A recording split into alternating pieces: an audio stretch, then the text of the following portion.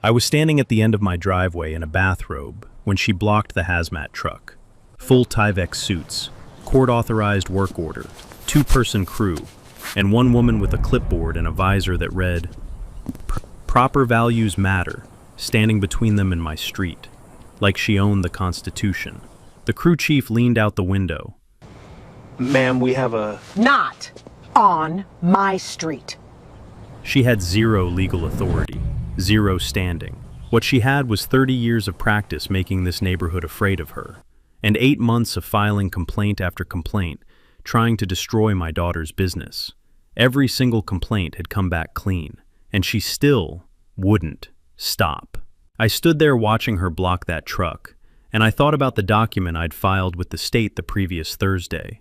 She has absolutely no idea. What would you do if someone came after your family like this and kept getting away with it? Drop your city below. Where are you watching from? Let me back up about 18 months, because none of this makes sense without a little context. My name is Dexter Calloway. I'm a retired railroad signal technician, 54 years old, and I bought my house on Briarwood Crest Lane in 2009, before the neighborhood even had a homeowners association. Back then it was just a row of modest split levels and ranch houses, carved out of red clay and Virginia pine. Neighbors waved at each other. People left zucchini on your porch in August without asking. It was, in the truest sense of the word, a neighborhood. Then, around 2014, a woman named Loretta Vance moved into the corner lot at the end of the cul-de-sac.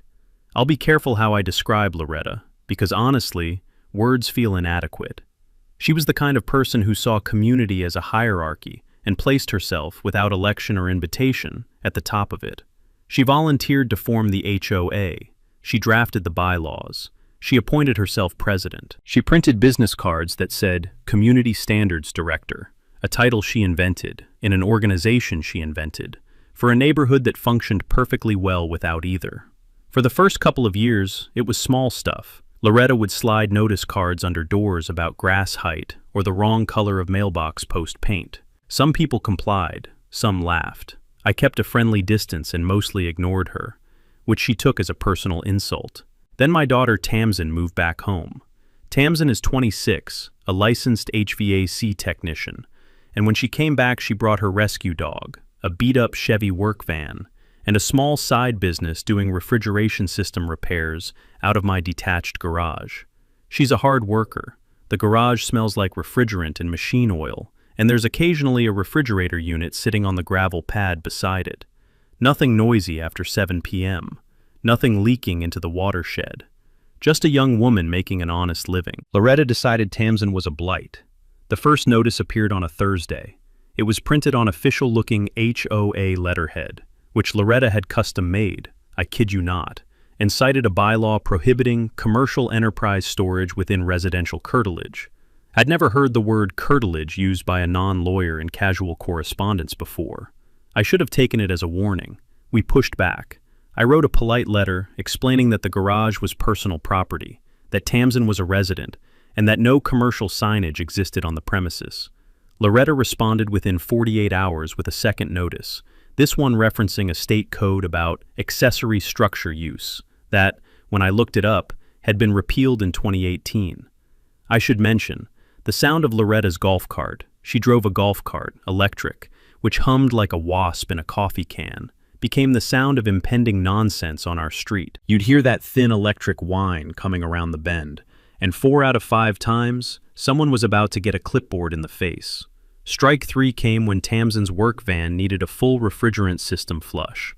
It's a legal procedure. It's a regulated procedure. Tamsin hired a properly licensed environmental services company to come out and do it. That company sent a 2-person crew in a white panel van with Precision Environmental Services printed on the door, and Loretta, who had apparently been watching our driveway like a hen watches a hawk, called the county to report an illegal chemical dumping operation. The county sent an inspector. The inspector looked at Tamsin's paperwork, EPA Section 608 certification, the whole stack, and left without writing a single citation. Loretta, in her parking lot general's mind, interpreted this as a battle, not a resolution. That was her first mistake. Her much bigger mistake was still 6 months away. The winter of that year was dry and cold. The kind of cold that creaks in the walls at night, and Loretta spent it sharpening her pencils. January brought a formal HOA violation assessment slid under our door. $150 fine for non-conforming accessory structure activity, a phrase Loretta had apparently workshopped because it appeared verbatim in 3 separate notices over 2 weeks. I'll note here that the HOA's governing documents, which I finally read cover to cover during a particularly dull weekend, contained exactly 0 mention of fines. The HOA had authority to recommend compliance. It had authority to request remediation. It had no authority whatsoever to levy monetary penalties without a formal member vote, a vote that had never happened. I didn't pay the fine. I also didn't say anything about why. That was intentional. See, I'm not a confrontational man by nature. 30 years on the railroad teaches you to be methodical. You don't touch a live wire because you're angry at it. You find the breaker. And before you find the breaker, you spend a lot of time understanding exactly how the current flows. So, while Loretta escalated, I documented. I started keeping a log. Date, time, description of every contact from the HOA or Loretta personally. I took photographs of every notice. I recorded the dates that she appeared outside our property, always within legal distance, always technically on the sidewalk or the street, but always there, golf cart humming, clipboard held like a scepter. The texture of those weeks was paper and patience. The waxy feel of printed notices, the faint chemical smell of the printer toner on HOA letterhead, the scratch of my pen in a spiral notebook I bought at the dollar store specifically for this purpose. In February, Loretta escalated to the neighbors. She convened what she called a community forum, held in her living room, invitation only, which meant she didn't invite me or Tamsin. I know what was said because our neighbor Wendell Birch, who is 71 years old and has absolutely 0 patience for being managed, attended and then texted me a bullet point summary from his driveway while Loretta was still pouring lemonade. The summary: Loretta had told the assembled neighbors that my garage was a chemical storage facility, operating without permits, that Tamsin was exposing the neighborhood to toxic runoff, and, this is where it gets creative, that her presence was depressing property values. I want to be precise about what Loretta was doing here, because it matters legally later. She wasn't just gossiping. She was making specific, factual claims. Chemical exposure, permit violations, property value impact, to a group of homeowners who shared a common interest in those claims. That is what's known as defamation by implication. I wrote it down. The next week, Loretta filed a formal complaint with Hanover County's Zoning and Code Enforcement Office. I found out about it when a county officer named Deputy Supervisor Marsh called me to schedule an inspection. He was professional. He was also, I could tell from the way he spoke about the complaint, mildly annoyed to be dealing with it. Marsh came out on a Tuesday. He walked the property. He examined the garage. He reviewed Tamsin's documentation. He found a storage cabinet with clearly labeled refrigerant cylinders, all sealed, all properly logged under EPA requirements, all within legal residential limits. He told me, standing in my gravel driveway with the winter bare trees throwing blue shadows across the ground, that he found no violations. He also told me, off the record, that the complaint had been filed using language that was unusually specific for a civilian. His words. Someone, he suggested, had done some research before filing, which meant Loretta wasn't just being impulsive, she was being calculated. Here's the thing about calculated bullies. They're used to winning because most people don't fight back the same way. They're used to opponents who get emotional, who yell, who threaten and fume and then exhaust themselves. They are not used to opponents who smile, say, "Thank you for your time," and go inside to update their notebook. I updated my notebook. I also, for the first time, called a lawyer. Not to sue anyone, just to understand the landscape.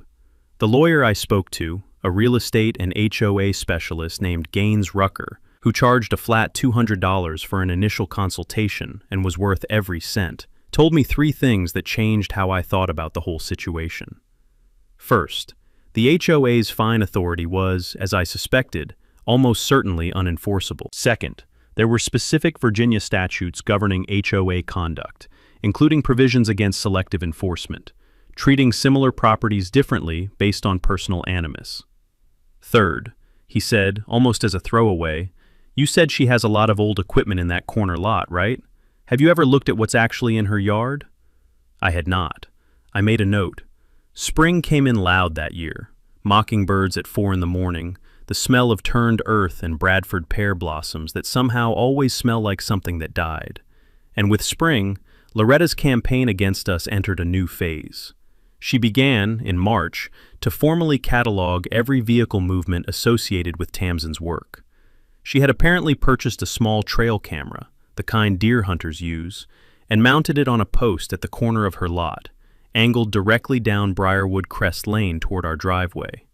She made no attempt to hide this. The camera was in a standard orange and black housing, zip-tied to the post, blinking its little red light. I looked up Virginia law on surveillance cameras in residential areas.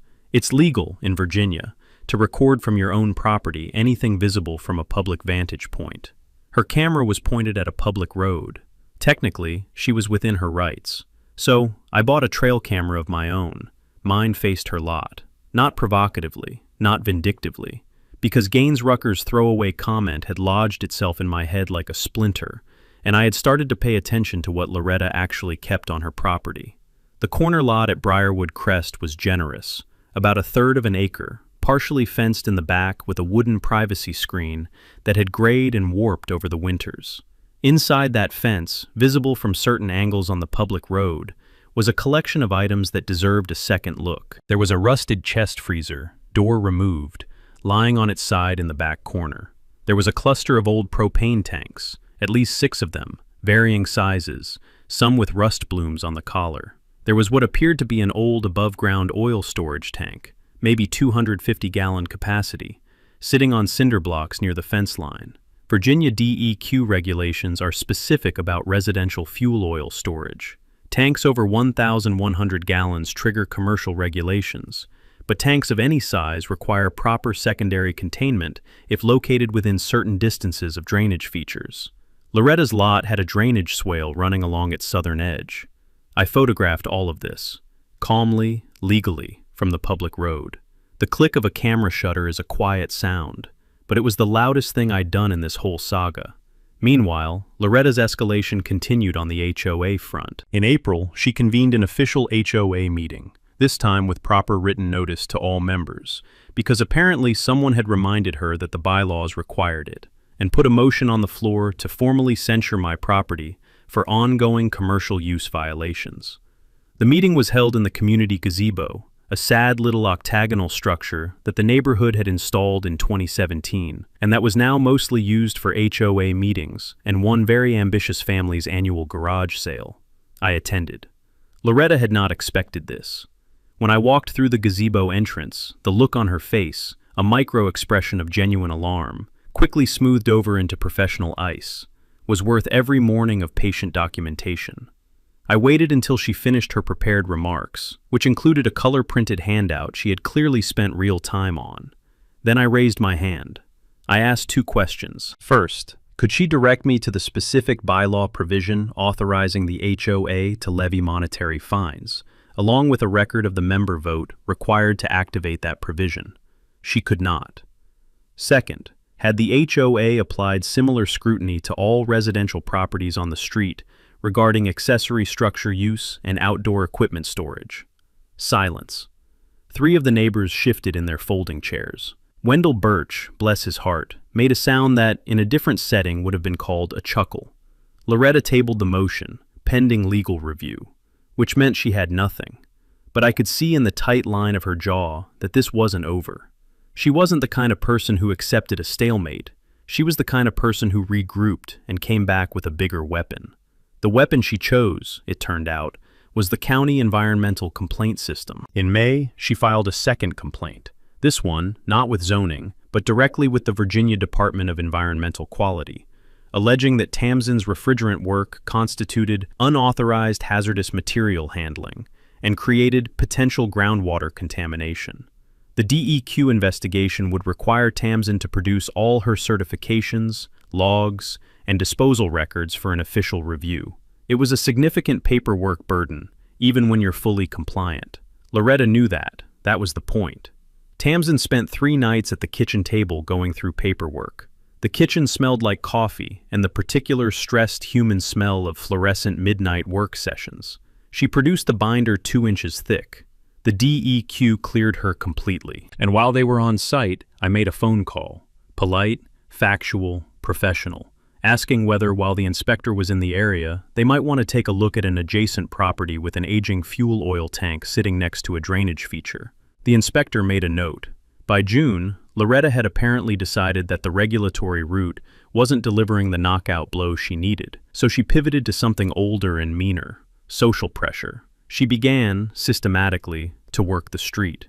Every few days, the golf cart would hum from house to house.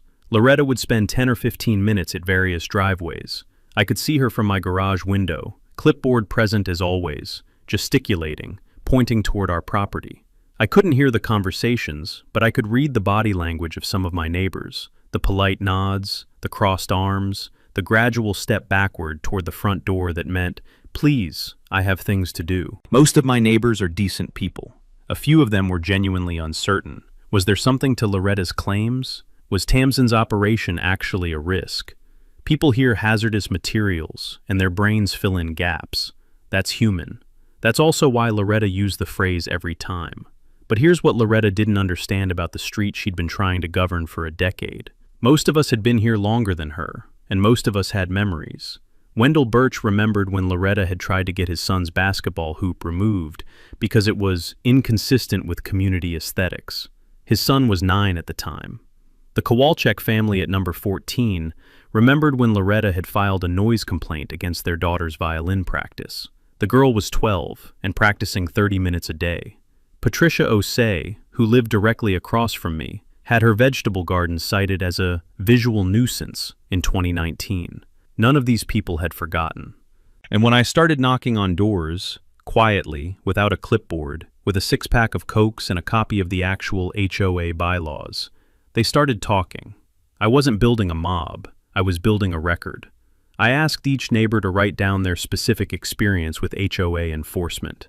When it happened, what was cited, what outcome occurred. I explained what I was doing in plain language. I was documenting a pattern of selective and punitive enforcement that, under Virginia HOA law, constituted abuse of fiduciary duty by an officer. 11 out of 14 households on Briarwood Crest gave me written statements. 11. I kept those statements in a manila folder labeled, with perhaps excessive tidiness, HOA Conduct Record, Resident Testimony. The folder lived in a fireproof box in my closet, next to my tax returns and Tamsin's EPA certifications. Now, while I was assembling this quietly and methodically, Loretta had found a new card to play. She had apparently consulted someone, a friend, a cousin, someone with a passing familiarity with municipal codes, who told her about a county ordinance governing commercial vehicle parking in residential zones. Tamsin's work van, which was parked in our driveway, had her business name and license number on the door panel. Under a certain reading of the ordinance, this could constitute commercial vehicle storage. Loretta filed the complaint on a Thursday in late June. The compliance officer who responded, a young woman named Specialist Hadley, who had the manner of someone who had seen absolutely everything, came out the following Tuesday. She measured the van. She reviewed the ordinance. She explained to me, in a voice of absolute bureaucratic neutrality, that the van qualified as a personal use vehicle primarily garaged at the operator's residence, which was exempt from the commercial vehicle ordinance. Then she asked, without any apparent irony, whether there was anything else I wanted to discuss while she was here. I handed her a copy of my trail camera photographs, the ones of the propane tanks. Specialist Hadley looked at them. She looked at the address on the filing paperwork in her hand. The complainant's address. She looked at the photographs again. Something shifted in her expression. Not unprofessional, not dramatic, just the slight recalibration of a person who has just understood something. She said she would forward the photographs to the appropriate department. The appropriate department, it turned out, was the county's fire marshal office, which has jurisdiction over residential propane storage in quantities exceeding certain thresholds. 6 propane tanks of mixed size, stored unsecured on a residential lot without a variance? That was not nothing. The fire marshal's office opened an inquiry. Loretta didn't know that yet. She found out roughly 3 weeks later, when a vehicle with Hanover County Fire Marshal on the door pulled up to her corner lot on a Wednesday afternoon.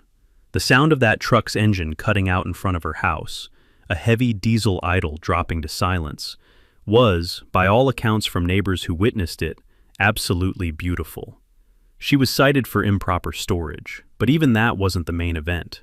The main event started with a routine request I'd almost forgotten about.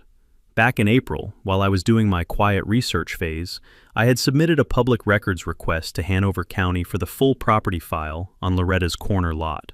All permits, all inspections, all code correspondence. Virginia's Freedom of Information Act is genuinely useful. Most municipalities have to respond within 5 working days, and the requests are free for small volumes of records. I noted this in my log as a standard due diligence move. Then I mostly forgot about it while the spring's various skirmishes played out. The response arrived in late June, in a Brown County envelope. 41 pages. I sat at my kitchen table on a Sunday morning, coffee going cold beside me, and read every page. Most of it was unremarkable. Property transfer history. A 2009 deck permit, properly closed. A 2015 fence permit. Then, on page 31, I found something that changed everything. The corner lot had, in 1987, been home to a small engine repair shop. Before the subdivisions, before the HOA, before any of the houses on Briarwood Crest Lane were built. The shop had operated for 9 years, until it was closed in 1996, and when it closed, it had been subject to a county environmental review that resulted in a conditional property release, meaning the property was released for residential use, conditional on the previous owner completing soil remediation for petroleum hydrocarbon contamination. There was a remediation certificate on file, signed in 1998 by a company that, when I Googled it, had gone out of business in 2003 and had, in the intervening years, been the subject of state enforcement actions for fraudulent remediation documentation. In plain language, the contamination remediation on Loretta's lot had been certified by a company later found to be falsifying cleanup records, which meant the actual remediation status of the soil on that property was, at minimum, unverified. I sat with that for a long moment. The coffee had gone fully cold. A cardinal landed on the garage windowsill, looked at me with its little black eye, and flew away. I thought about what this meant. Loretta had purchased that property in 2014. Did she know? Maybe. Maybe not. That wasn't my department. What was my department was understanding whether this fact was actionable, whether an unverified remediation on a residential lot, combined with an aging fuel oil tank sitting near a drainage feature, constituted an environmental concern that could be formally raised. I called Gaines Rucker. He listened to the whole story. There was a long pause. Then he said, "You know there's a mechanism under Virginia Code for a private citizen to formally request that a property be assessed for environmental hazard designation, right? It goes through DEQ. If they substantiate it, the property can be restricted from certain uses until the situation is resolved. A hazard zone designation, not criminal, not punitive, just regulatory. The property wouldn't be condemned. That's a misconception people have. It would simply be subject to restrictions on use and transfer while the environmental question was properly investigated. It also, Rucker noted, had implications for the HOA. Because Loretta had been operating as the HOA's president and using HOA authority, such as it was, to pursue enforcement actions against my property. If her own property was simultaneously under an environmental inquiry she had arguably known about, that was what lawyers call a conflict of interest so egregious it borders on comedy. I asked Rucker to draft the formal request. He said he'd have it ready by Thursday. The next 6 weeks were the calmest of the entire affair, at least on the surface. Loretta continued her campaign. The golf cart continued its rounds. Notices continued to appear. I continued to smile politely, document everything, and say nothing substantive.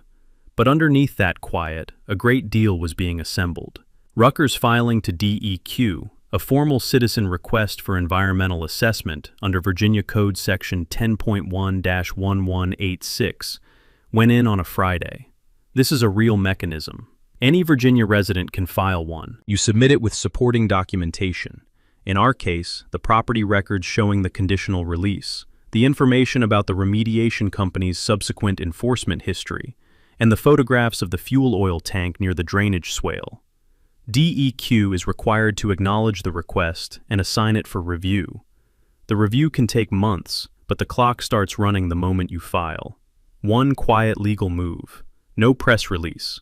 No confrontation. Just a form, filled out correctly, submitted to the right agency. Meanwhile, I had been consulting with a second attorney, this one a specialist in HOA law named Fletcher Drummond, who practiced out of Richmond and had a way of explaining legal mechanisms in terms so clear they felt like common sense. Drummond's focus was on the HOA's fine structure. He prepared a formal written challenge to every fine that had been levied against my property, totaling, by this point, $975, citing the absence of a valid member vote, the HOA's own governing documents, and the Virginia Property Owners Association Act, which contains specific provisions about when and how HOAs can levy fines, and the due process homeowners are owed before any fine becomes collectible. Under the Act, a homeowner who receives an improper fine can demand a hearing before an impartial board. The HOA has to respond within a specific time frame or the fine is voided. Drummond sent the challenge letter via certified mail, which I found satisfying in the precise, tactile way of doing something correctly. The heft of the envelope, the peel and stick certified mail sticker, the receipt the post office hands back to you. Here's the practical takeaway, because I know some of you are sitting there thinking about your own HOA situation. If your HOA is levying fines, the first thing you do is request the governing documents and look for the member vote that authorized the fine structure. No vote, no fine. That's the law in most states, and a certified letter challenging the authority is cheap insurance. At the same time, I was working on the community side. I mentioned the 11 neighbor statements I'd collected. What I hadn't mentioned yet was what I was doing with them. Patricia Osei, who turned out to have a paralegal background from a previous career, had offered to help me organize and present the testimony in a format that could be submitted to the HOA's own governance process. Specifically, a formal motion to call a special member meeting and place on the agenda 1. A vote of no confidence in the current HOA president. 2. A review and ratification of the existing fine structure. 3. An amendment to the bylaws adding an anti-retaliation provision. Under Virginia HOA law, if a certain percentage of the membership requests a special meeting in writing, the board is required to schedule it. The threshold varies by governing document. Ours required 25%. We had 11 of 14 households. That's 78%. The petition went out in mid-July. I walked it from door to door on a Saturday morning, clipboard in hand for the first time in this entire story, in the particular thick heat of a Virginia July that makes the air feel like warm, wet cloth. Every household I'd spoken with signed.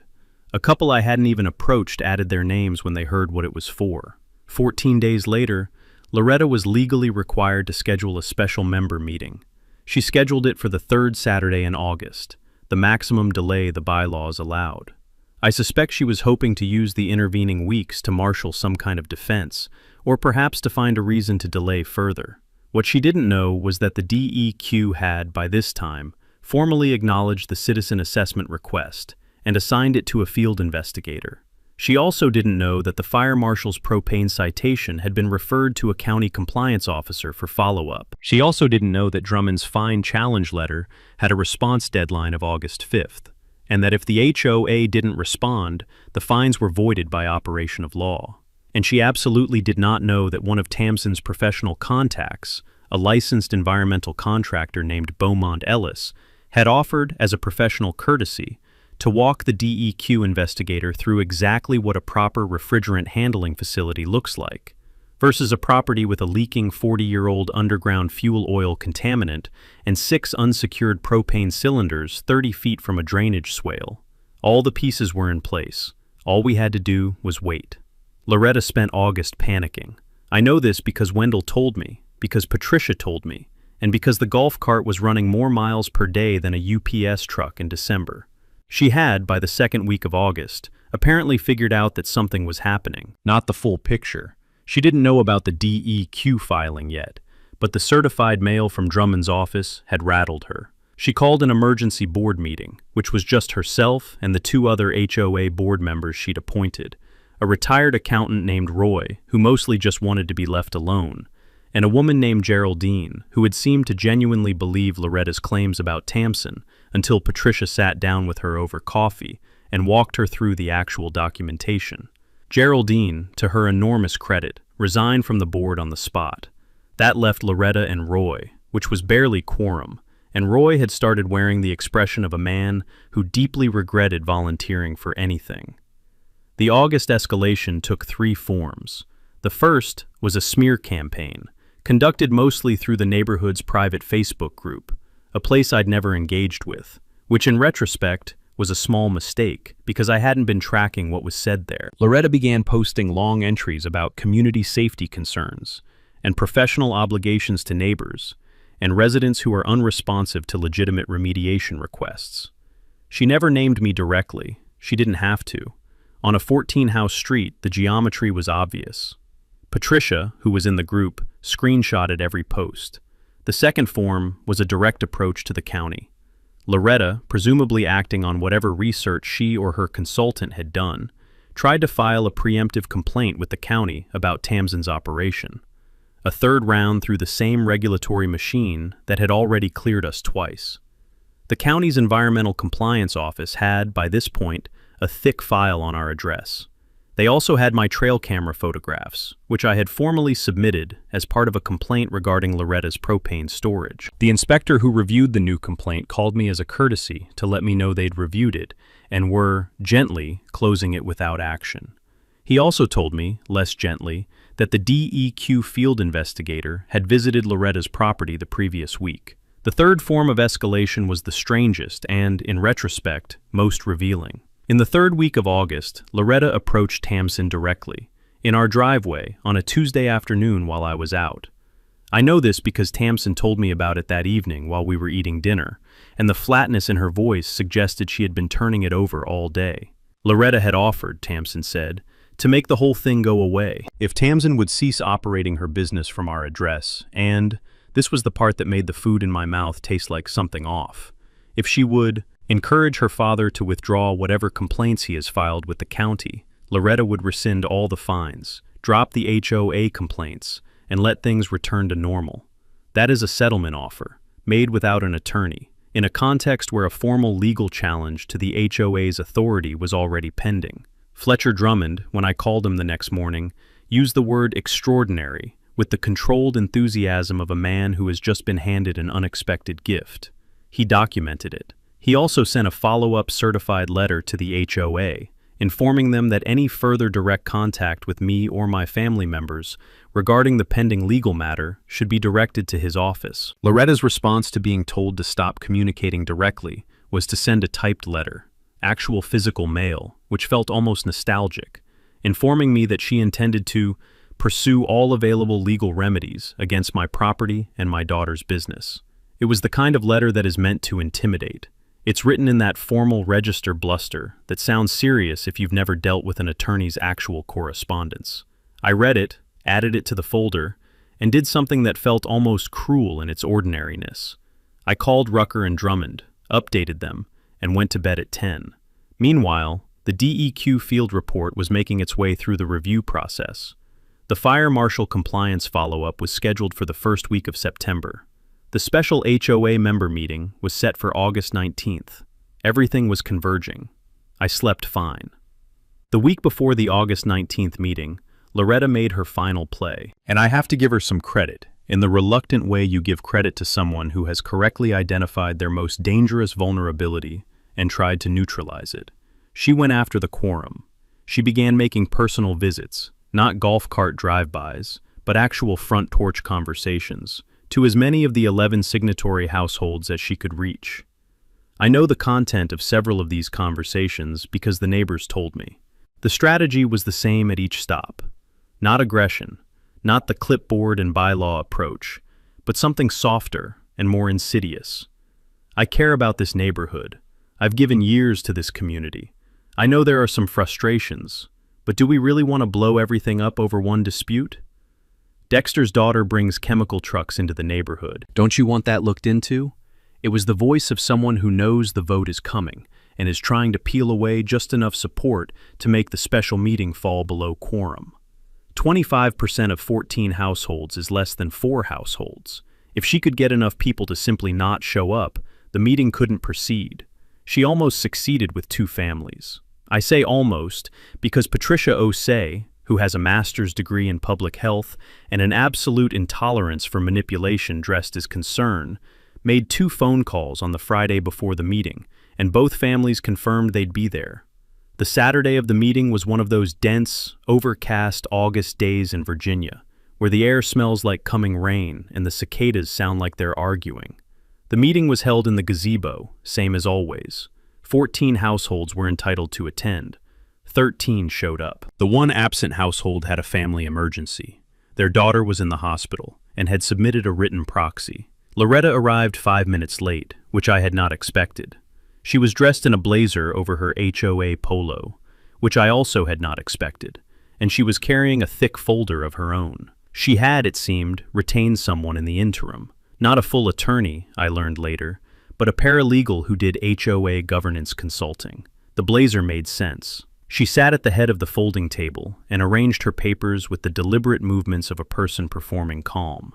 I sat at the far end. Tamsin was to my right. Fletcher Drummond, who I had invited to attend as my representative, which was my right under the Virginia POA Act, was to my left with a leather-bound legal portfolio. The sight of him seemed to land on Loretta like a physical weight. She looked at him. She looked at me. She straightened her papers again. The meeting was called to order by Geraldine, who had agreed, despite her resignation from the board, to serve as parliamentarian for the meeting, on the grounds that there was nobody more familiar with the HOA's procedures who wasn't a party to the dispute. She had the calm authority of a retired middle school principal, which she was. Nobody argued with her. First item, election of a meeting chair. The membership voted. Loretta nominated herself, 3 hands.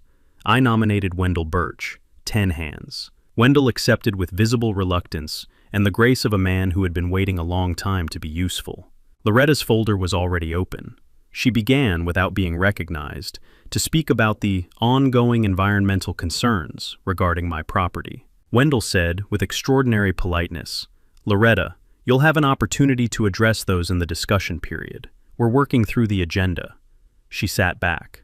The formal challenge to the fine structure came first. Drummond presented a 4-page summary of the issues: the absence of a member vote authorizing fines, the specific violations of the POA Act, the cumulative amount levied without legal authority. 3 of the neighboring households who had received their own fines in prior years realized, for the first time, that those fines had been equally invalid. The gasps were small, but genuine. The vote to void all outstanding fines and require future fine authority to be established by formal member vote. 12 in favor, 1 against, Loretta. 1 abstention, Roy, who looked like a man counting the days until his term expired. Second item, the no confidence motion. And this is where the meeting was interrupted, by a hazmat truck. I want to be precise. I had not planned this. I had known the DEQ had been in contact with the county regarding Loretta's property. I had known the follow-up was coming sometime in September. I had not known it was coming on August 19th. I had not known that the preliminary DEQ findings had been significant enough to trigger the county to issue a formal notice of environmental concern and schedule a site assessment with a Precision Environmental Services crew. The same company, same white van, same 2-person crew in Tyvek suits that Loretta had called the police on 14 months earlier. They pulled up to the corner lot at the end of Briarwood Crest Lane at 2:17 in the afternoon, while 14 homeowners and 1 HOA president sat 60 feet away in a gazebo. The timing was, as I said, not something I had arranged. Some things just have a sense of occasion. You could hear the diesel engine from the gazebo. That deep, unhurried idle of a commercial environmental services vehicle is a distinctive sound, low and authoritative, the kind of engine note that means this visit is not optional. Several heads turned. Someone in the back said, "What is that?" in the tone of a person who suspects they are about to witness something significant. Loretta turned last. She turned slowly, the way people turn when they already suspect what they're going to see. And when she saw the Precision Environmental Services van idling at her curb, with its two-person crew in Tyvek suits climbing out and pulling equipment from the rear cargo doors. The color in her face went through approximately 3 distinct phases in about 4 seconds. I watched it happen. I imagine I will remember it for a long time. Wendell, to his everlasting credit, simply continued the meeting. "Second item on the agenda," he said, in the voice of a man who has seen everything in 71 years and is not about to be derailed, "is the motion of no confidence in the current HOA president." Loretta pushed back her chair. I need to go." She stood, gathering her folder. "This meeting is... There's an issue with my property." "Loretta." Drummond's voice was measured and even. "The meeting is in session. You're entitled to speak in your own defense on the motion. If you leave, the vote proceeds without you." She looked at him. She looked at the van. She looked at the 13 neighbors watching her. One of those neighbors, Patricia Osei, had her phone out and was quietly recording the proceedings, which was legal and which Loretta clearly knew. She sat back down. Here is what was happening at her property while she sat. The DEQ's preliminary assessment, based on the records I had submitted and the field investigator's initial site visit, had identified 2 primary concerns: the proximity of the uncontained fuel oil tank to the drainage swale, and the unresolved status of the 1998 remediation certification from the now discredited company. Under Virginia DEQ protocols, when a site has an unverified remediation and an active potential contamination pathway, a formal site assessment can be ordered, and during that assessment, the property owner receives a notice of environmental concern, which is a public record attached to the property title. The Precision Environmental crew was there to conduct the formal site assessment and deliver the notice. In practical terms, the notice doesn't mean the property is condemned. It doesn't mean the owner is being prosecuted. What it does mean is that the property cannot be transferred, refinanced, or used as collateral for any loan until the environmental status is formally resolved. A process that, depending on what the soil test showed, could take months or years. The notice of environmental concern is, in the language of real estate, about as welcome as a lien. Back in the gazebo, Wendell called the no confidence vote. In favor, 11. Against, 1. Loretta, who voted for herself with the mechanical precision of a person doing the one thing left available to them. Abstaining, Roy, who put down his pen with a small, definitive click and stared at the folding table. 11 out of 12 voting members, an overwhelming removal. Loretta said, in a voice that had lost its professional register and become something smaller and more human, "This isn't legal. You can't just vote me out." Drummond slid a 1-page document across the table. Section 7.4 of the governing documents, which you authored, provides for removal of an officer by majority-member vote at a duly noticed special meeting.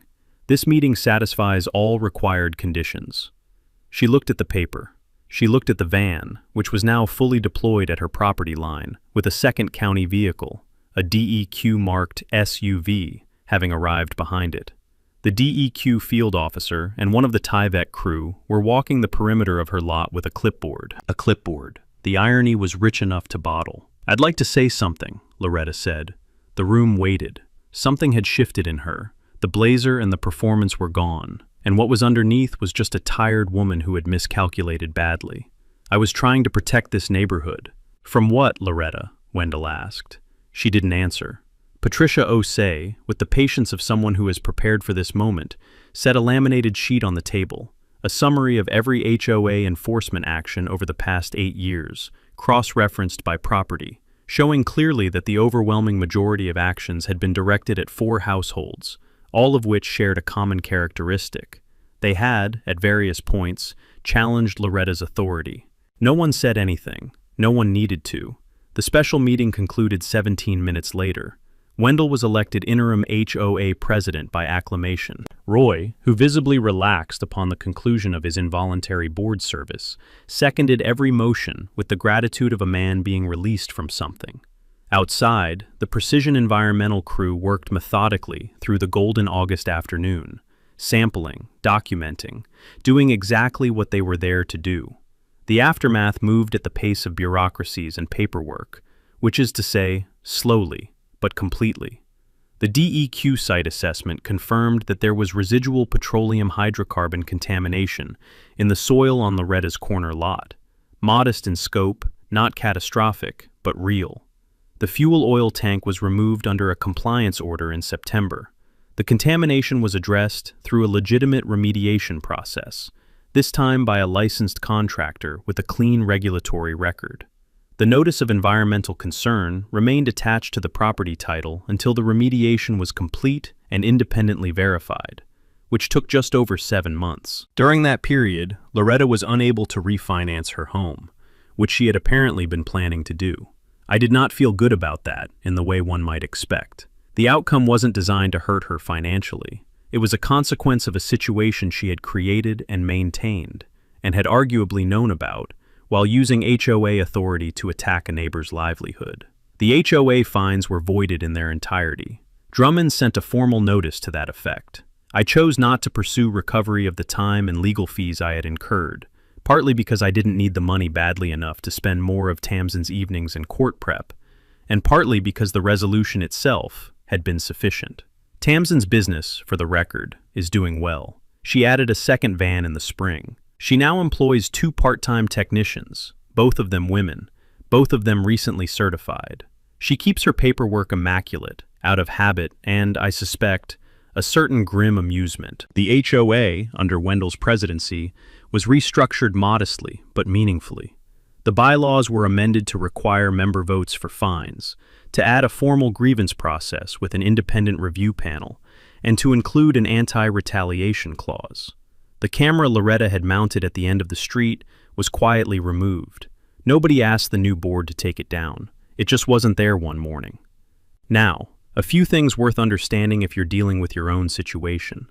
The DEQ Citizen Assessment Request is a real tool. Virginia Code Section 10.1-1186. Other states have equivalent mechanisms. If you have a genuine environmental concern about a neighboring property, not as a weapon, but as a legitimate worry, it is your right to file it. The Virginia Property Owners Association Act, and most states' equivalent HOA legislation, contains specific procedural requirements for fines. If your HOA is levying fines without following those requirements, a certified letter from an HOA attorney can void them and stop the clock. The consultation alone is usually less than $300, and public records requests, FOIA requests at the county level, are free, are usually answered within days, and contain information most people never think to look for. Property files, permit histories, prior compliance actions. The story of almost every piece of land is in those 40 or 80 or 200 pages, if you ask for them. As for the neighborhood, Briarwood Crest Lane is quieter now. Not in the suffocated way it was when the golf cart made its rounds, but in the genuine way of a place where people have stopped being afraid of their neighbor. Patricia Osei started a community garden in the common area near the gazebo. It produces tomatoes, collards, and squash in quantities that regularly exceed what anyone can use, which means bags of vegetables appear on porches in August again. The smell of cut tomato vine on a hot afternoon is one of the better smells in the world. It's the smell of things going as they should. The Birch family's grandson, Wendell's grandkid, 8 years old, has a basketball hoop at the end of their driveway. Nobody says anything about it. And next spring, there's talk of a block festival. A small thing, nothing elaborate, with a scholarship fund attached for kids on the street who are pursuing trade certifications. Tamsin's idea. The kind of thing that starts with a conversation in a driveway and ends, if you're lucky, as a tradition. This story is done, but yours might be just starting. If you've survived an HOA nightmare, tell us in the comments. Every story deserves to be heard. And if you know someone living under a Loretta, share this video. It might be the most useful thing they see today. Subscribe. The next one is already in progress, and trust me, you want to be here for it.